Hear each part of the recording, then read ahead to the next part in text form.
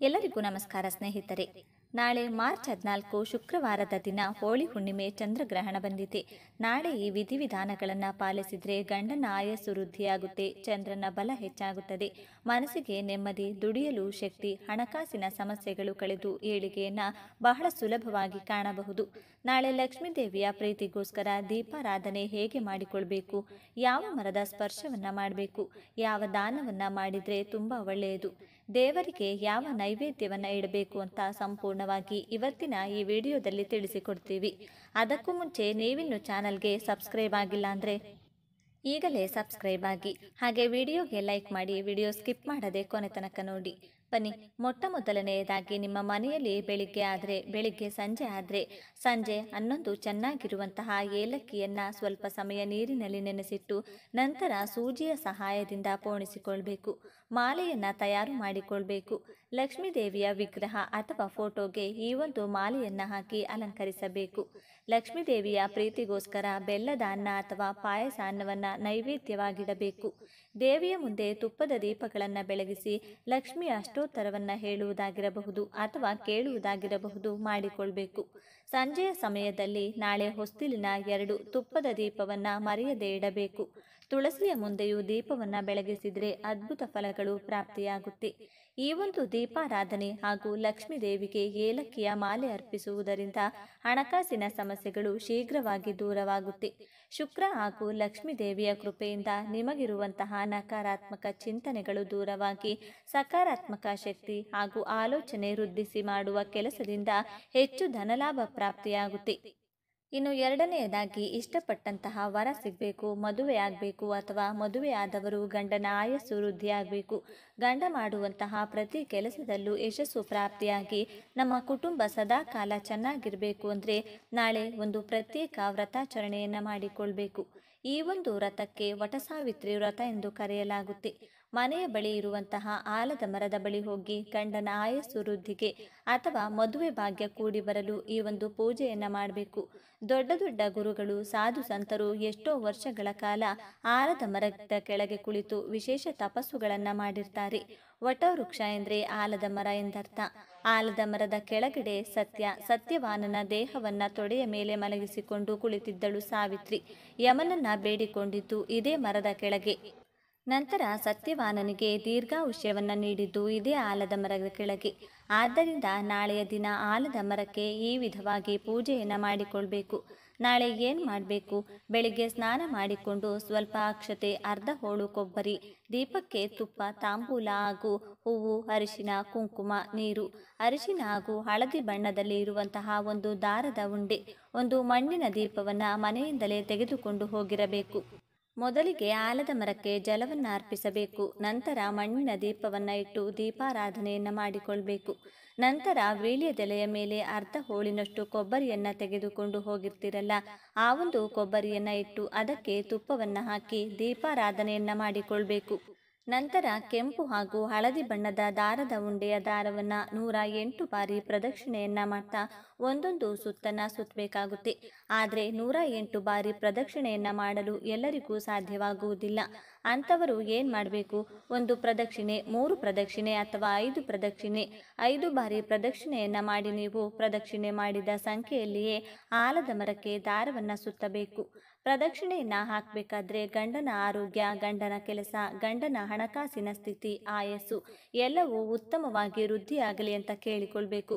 ಮದುವೆಯಾಗದೇ ಇದ್ದವರು ಶೀಘ್ರವಾಗಿ ಕಂಕಣ ಭಾಗ್ಯ ಕೂಡಿ ಬರಲು ಅಥವಾ ಇಷ್ಟಪಟ್ಟವರನ್ನು ವರಿಸಲು ಈ ಪೂಜೆಯನ್ನು ಇದೇ ವಿಧಾನದಿಂದ ಪಾಲಿಸಬೇಕು. ಪ್ರದಕ್ಷಿಣೆಯನ್ನು ಹಾಕಬೇಕಾದ್ರೆ ಓಂ ವಟ ಸಾವಿತ್ರಿಯೇ ನಮಃ ಎಂದು ಹೇಳಿಕೊಳ್ಬೇಕು. ಹಾಗೆಯೇ ನಾಳೆ ಪೂರಿ ಜಗನ್ನಾಥ ಕ್ಷೇತ್ರದಲ್ಲಿ ಸ್ನಾನೋತ್ಸವ ನಡೆಯುತ್ತದೆ. ಆದ್ದರಿಂದ ನಾಳೆ ಪುರುಷರಾಗಿರಬಹುದು, ಸ್ತ್ರೀಯರಾಗಿರಬಹುದು, ಚಿಕ್ಕ ಮಕ್ಕಳಾಗಿರಬಹುದು ಈ ಒಂದು ಚಿಕ್ಕ ಮಂತ್ರವನ್ನು ಮನೆಯಿಂದ ಹೊರಗಡೆ ಹೋಗಬೇಕಾದ್ರೆ ಅಥವಾ ಮನೆಯಲ್ಲಿ ದೇವರಿಗೆ ದೀಪಾರಾಧನೆಯನ್ನು ಮಾಡಬೇಕಾದ್ರೆ ಹೇಳಿಕೊಳ್ಬೇಕು. ಕ್ಲೀಂ ಕೃಷ್ಣಾಯ ಗೋವಿಂದಾಯ ಗೋಪಿಜನ ವಲ್ಲಭಾಯ ಸ್ವಾಹ.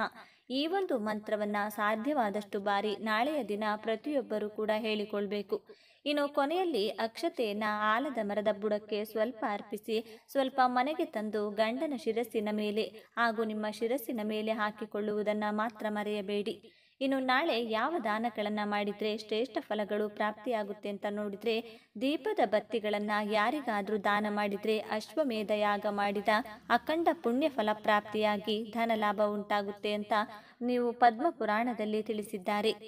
ಇನ್ನು ಬೇಸಣಿಗೆ ಹಾಗೂ ಗಂಧವನ್ನ ದಾನ ಮಾಡಿದರೆ ಸಾಲದ ಸುಳಿಯಿಂದ ಬೇಗ ಹೊರಬರಬಹುದು. ಕೊಟ್ಟ ಹಣ ವಾಪಸ್ ಬರಲು ಕೂಡ ಈ ಒಂದು ದಾನ ನಿಮಗೆ ಸಹಾಯವನ್ನ ಮಾಡುತ್ತದೆ. ಛತ್ರಿ ಹಾಗೂ ಪಾದರಕ್ಷೆಯ ದಾನವನ್ನ ಮಾಡಿದರೆ ಶನಿದೇವರ ಕೃಪೆ ಉಂಟಾಗುತ್ತದೆ. ಎಳ್ಳನ್ನು ನಾಳೆಯ ದಿನ ದಾನ ಮಾಡಿದರೆ ಸಮಸ್ತ ದೋಷಗಳು ದೂರವಾಗುತ್ತೆ. ಇನ್ನು ದೊಡ್ಡ ದೊಡ್ಡ ಸಮಸ್ಯೆಗಳು ಬಂದಾಗ, ಹಣದ ವಿಚಾರದಲ್ಲಿ ವಿಶೇಷವಾಗಿ ಕಷ್ಟಗಳು ಹೆಚ್ಚಾದಾಗ, ಬೇರೆಯವರಿಗೆ ನೀವು ಕೊಟ್ಟಂತಹ ಹಣವು ಅರ್ಜೆಂಟಾಗಿ ವಾಪಸ್ ಬೇಕೆಂದಾಗ, ಮನೆಯವರಲ್ಲಿ ಅನಾರೋಗ್ಯದ ಸಮಸ್ಯೆಗಳು ವಿಪರೀತವಾದಾಗ, ಹೀಗೆ ಇನ್ನೂ ಹಲವಾರು ಸಮಸ್ಯೆಗಳಿಗೂ ಹೆಚ್ಚಾದಾಗ, ಇಂತಹ ಸಮಯದಲ್ಲಿ ಈ ಒಂದು ಕಲ್ಲುಪ್ಪಿನ ತಂತ್ರವನ್ನು ನೀವು ಮಾಡಿಕೊಳ್ಳಬಹುದು. ಈ ಒಂದು ಪರಿಹಾರವನ್ನು ಬೆಳಿಗ್ಗೆ ಅಥವಾ ಸಂಜೆ ಮಾಡಿದರೆ ಒಳ್ಳೆಯದು. ಹಾಗೆಯೇ ನಿಮಗಿರುವ ಯಾವುದೇ ಅನಾರೋಗ್ಯ ಸಮಸ್ಯೆಗಳು, ಹಣಕಾಸಿನ ಸಮಸ್ಯೆಗಳು, ನೆಗೆಟಿವ್ ಎನರ್ಜಿಯಿಂದ ಆಗುವಂತಹ ವಿಪರೀತ ಕಷ್ಟಗಳಿಂದ ತಪ್ಪಿಸಿಕೊಳ್ಳಲು ನೀವು ನಿತ್ಯವೂ ಸ್ನಾನ ಮಾಡುವಂತಹ ನೀರಿಗೆ ಅಲ್ಪ ಪ್ರಮಾಣದಲ್ಲಿ ಅಂದರೆ 5-6 ಅರಳಿನಷ್ಟು ಕಲ್ಲುಪ್ಪನ್ನು ಸ್ನಾನದ ನೀರಿಗೆ ಹಾಕಿ 5 ನಿಮಿಷ ಅಥವಾ 10 ನಿಮಿಷದ ನಂತರ ಈ ಒಂದು ನೀರಿನಿಂದ ಸ್ನಾನವನ್ನು ಮಾಡಬೇಕು. ಇನ್ನು ಗೋಮಾತೆಗೆ ಅಂದರೆ ಹಸುವಿಗೆ ಪ್ರತಿಯೊಬ್ಬರೂ ಸಹ ಪುಣ್ಯ ಫಲಕ್ಕಾಗಿ ಕಷ್ಟಗಳು ಶೀಘ್ರವಾಗಿ ಕಳೆಯಬೇಕೆಂದು ಸಂಕಲ್ಪದ ಮೇಲೆ ಹಸುವಿಗೆ ಆಹಾರವನ್ನು ನೀಡುತ್ತಾರೆ. ಆದರೆ ನಿಮ್ಮ ಋಣಬಾಧೆಗಳು, ಹಣದ ಸಮಸ್ಯೆಗಳು ಶೀಘ್ರವಾಗಿ ದೂರವಾಗಲು ಗೋವಿಗೆ ಅಂದರೆ ಹಸುವಿಗೆ ಕಲ್ಲುಪ್ಪನ್ನು ನಿಮ್ಮ ಕೈಯಿಂದ ನೆಕ್ಕಿಸಬೇಕಾಗುತ್ತದೆ. ಹೇಳುವುದಕ್ಕೆ ಆಶ್ಚರ್ಯವಾದರೂ ಸಹ ಇದು ಸತ್ಯ.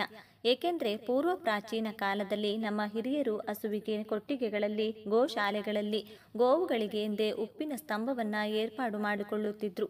ಈ ಒಂದು ಸ್ತಂಭಕ್ಕೆ ಅಂದರೆ ಕಂಬಕ್ಕೆ ಉಪ್ಪನ್ನು ಹಚ್ಚಿ ಗೋವುಗಳು ನೆಕ್ಕುವ ಹಾಗೆ ಮಾಡುತ್ತಿದ್ದರು. ಗೋವುಗಳು ಅಪರೂಪಕ್ಕೆ ಈ ಒಂದು ಉಪ್ಪಿನ ಸ್ತಂಭವನ್ನು ನೆಕ್ಕಿದರೂ ಸಹ ಪೂರ್ವಿಕರಿಗೆ ಇದ್ದಂತಹ ಕೆಲವು ದೋಷಗಳು ಕ್ರಮೇಣವಾಗಿ ದೂರವಾಗ್ತಿತ್ತು.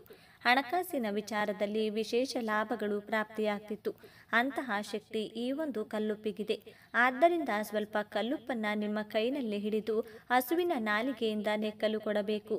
ಹೀಗೆ ಮಾಡುವುದರಿಂದ ನಿಮಗಿರುವ ಎಂತಹದ್ದೇ ದರಿದ್ರ ದೋಷಗಳು, ದೃಷ್ಟಿ ದೋಷಗಳು ದೂರವಾಗಿ ಹಣಕಾಸಿನ ವಿಷಯದಲ್ಲಿ ಜೀವನ ಸಮೃದ್ಧಿಯಾಗುತ್ತದೆ. ಹಾಗೆಯೇ ವಿಪರೀತವಾಗಿ ನೆಗೆಟಿವ್ ಎನರ್ಜಿ ಇದ್ದರೆ, ದುಡ್ಡು ಕಾಸು ಕೈನಲ್ಲಿ ಚೆನ್ನಾಗಿ ನಿಲ್ಲದೇ ಇದ್ದರೆ, ಸಂಪಾದನೆ ಮಾಡಿದಂಥ ಹಣ ಕೈನಲ್ಲಿ ನಿಲ್ಲೋದಿಲ್ಲ, ದುಡ್ಡು ನೀರಿನಂತೆ ಖರ್ಚಾಗುತ್ತಿದ್ರೆ, ಈ ರೀತಿಯಾಗಿ ಹಣ ಕೈಗೆ ಬಾರದೇ ಇದ್ದಾಗ, ಇಂತಹ ಸಂದರ್ಭದಲ್ಲಿ ಅದರಲ್ಲೂ ಸೋಮವಾರದ ದಿನದಂದು ಬೆಳಿಗ್ಗೆ 6 ಗಂಟೆಯಿಂದ 7 ಗಂಟೆಯ ಒಳಗಾಗಿ ಚಂದ್ರೋರ ಎನ್ನುವ ಒಂದು ವಿಶೇಷ ಸಮಯ ಇರುತ್ತದೆ. ಈ ಒಂದು ಸಮಯದಲ್ಲಿ ಕಲ್ಲುಪ್ಪನ್ನು ನಿಮಗೆ ಎಡಗೈ ಕೈ ಮುಷ್ಟಿಯಲ್ಲಿಡಿದು ನಿಮ್ಮ ಮನೆಯಲ್ಲಿ ಸಿಂಕ್ನಲ್ಲಾಗಿರಬಹುದು ಅಥವಾ ನಲ್ಲಿಯ ಕೆಳಗೆ ನೀರನ್ನು ಬಿಡುತ್ತಾ ಅದರ ಕೆಳಗೆ ಕೈಯನ್ನು ಇಟ್ಟು ನೀರಿನ ಜೊತೆಗೆ ಉಪ್ಪು ನಿಮ್ಮ ಕೈನಿಂದ ಹರಿದು ಹೋಗುವ ಹಾಗೆ ಮಾಡಬೇಕು. ಹೀಗೆ ಮಾಡುವುದರಿಂದ ನೀರಿನ ಜೊತೆಗೆ ಉಪ್ಪು ಹೋದಂತೆ ನಿಮಗಿರುವಂತಹ ಎಲ್ಲ ನೆಗೆಟಿವ್ ಶಕ್ತಿಗಳು ನಿಮ್ಮಿಂದ ದೂರವಾಗ್ತಾ ಹೋಗುತ್ತೆ. ಹಾಗೆಯೇ ಗಂಡ ಹೆಂಡತಿ ನಡುವೆ ಹೆಚ್ಚು ಗಲಾಟೆಗಳು, ಕಲಹಗಳು ಹೆಚ್ಚಿದ್ರೆ ಕಲ್ಲುಪ್ಪಿನಿಂದ ಹೀಗೆ ಮಾಡಬೇಕಾಗುತ್ತೆ. 4 ಒಣಮೆಣಸಿನಕಾಯಿಗಳು, 4 ಲವಂಗ, 4 ಕಲ್ಲುಪ್ಪು, ಸ್ವಲ್ಪ ಕಲ್ಲುಪ್ಪನ್ನು ತೆಗೆದುಕೊಂಡು ಇವುಗಳನ್ನು ಒಂದು ಕೆಂಪು ವಸ್ತ್ರದಲ್ಲಿ ಕಟ್ಟಿ ಒಂದು ಖಾಲಿ ಗಾಜಿನ ಬಾಟಲಿಯಲ್ಲಿ ಅದನ್ನು ಇಡಬೇಕು. ಇದನ್ನು ಗಂಡ ಹೆಂಡತಿ ಮಲಗುವಂತಹ ಕೋಣೆಯಲ್ಲಿ ಒಂದು ಮೂಲೆಯಲ್ಲಿ ಇಡಬೇಕು. ಇದರಿಂದ ಗಂಡ ಹೆಂಡತಿ ನಡುವೆ ಇದ್ದಂತಹ ಎಂತಹದ್ದೇ ಕಲಹಗಳು, ಮನಸ್ತಾಪಗಳು ದೂರವಾಗಿ ಗಂಡ ಹೆಂಡತಿ ನಡುವೆ ಪ್ರೀತಿ, ಬಾಂಧವ್ಯ ಅನ್ನೋದು ಹೆಚ್ಚಾಗುತ್ತದೆ. ನೋಡಿದ್ರಲ್ಲ ಸ್ನೇಹಿತರೆ, ಶೀಘ್ರವಾಗಿ ನಿಮ್ಮೆಲ್ಲ ಕಷ್ಟಗಳಿಗೆ ಪರಿಹಾರದ ದಾರಿ ಅನ್ನೋದು ಕಾಣಬೇಕಂದ್ರೆ ಕಲ್ಲುಪ್ಪು, ಬಿಳಿ ಸಾಸುವೆ ಹಾಗೂ ಒಣ ಮೆಣಸಿನಕಾಯಿಗಳಿಂದ ಹೇಗೆಲ್ಲ ಪರಿಹಾರವನ್ನು ಮಾಡಿಕೊಳ್ಬೇಕೆಂದು ಇವತ್ತಿನ ಈ ವಿಡಿಯೋದಲ್ಲಿ ಸಂಪೂರ್ಣವಾಗಿ ತಿಳಿದುಕೊಂಡಿದ್ದೀರಿ. ಇಂತಹ ಒಂದು ಕಲ್ಲುಪ್ಪಿನ ಬಗೆಗಿನ ಈ ಒಂದು ಮಾಹಿತಿ ನಿಮಗೆ ಇಷ್ಟವಾಗಿದೆ ಎಂದು ಭಾವಿಸ್ತೇನೆ. ಈ ಮಾಹಿತಿ ತಪ್ಪದೆ ಲೈಕ್ ಮಾಡಿ, ಶೇರ್ ಮಾಡಿ. ಈ ಮಾಹಿತಿಯನ್ನು ಪ್ರತಿಯೊಬ್ಬರಿಗೂ ಸಹ ಶೇರ್ ಮಾಡಿ.